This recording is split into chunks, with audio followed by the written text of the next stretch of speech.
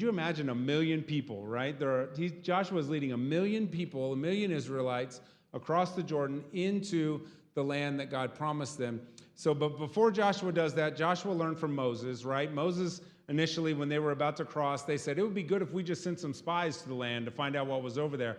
So Moses sent 12 representatives, one from each tribe, across to the other side, and 10 of them came back and were like, we can't do it.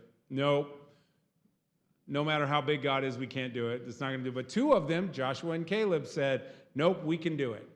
Right? But they had a committee meeting, and Joshua and Caleb lost, and so they wound up staying on that side of the Jordan for 40 years. They walked in the wilderness, waiting on God to do this. And God says, well, you don't think you can fight? Let me teach you how to fight. So they learned how to fight all the way throughout the process till now they were giant killers. And now here we are standing on this side of the Jordan. And he says, all right, it's time to go. And Joshua's like, well, I'd still kind of like to know what I'm up against, right?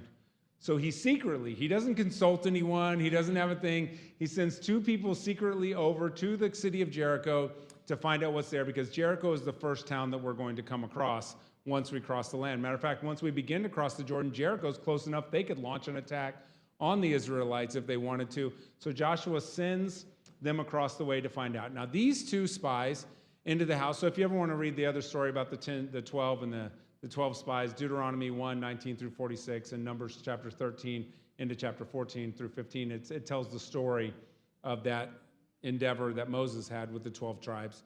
But Joshua, again, he does this. So this time Joshua sends these guys in there. And remember, we already learned just from these contexts of what we're talking about and last week's that the first lesson of the Promised Land, if you remember the first lesson of the Promised Land, this is what it says. The first lesson of the Promised Land was that there are going to be Christians who may fight beside you, who may pray with you, who may be in your church, who may be in your circle, who do not want to go into the blessings that God has for you in the next side of life, right? There will be people who pray with you, who walk with you, who led you in discipleship, who walked with you there, but are satisfied, just like the tribes of Reuben, Gad, and the half-tribe of Manasseh, to stay on this side of the Jordan. Look, if God has made you promises and he's told you there are things that are going to be in your life, you can't wait on everybody else to come with you to get to the other side. You're going to have to move forward believing that God is able to do that. And some of the people that you love and that you want your Christianity to be tied to, they're okay on that side of the Jordan, right? Just like the 10 spies. Some of those 10 spies, they're just happy. We're okay. We get manna every day. Everything's good. We don't need to go fight giants. But 2 of them had a dream planted in their heart. One is Joshua, one's Caleb. They could not, it didn't matter. The only way to get that dream was to trust God. The only way to get that was to get to the other side. And so they had to go.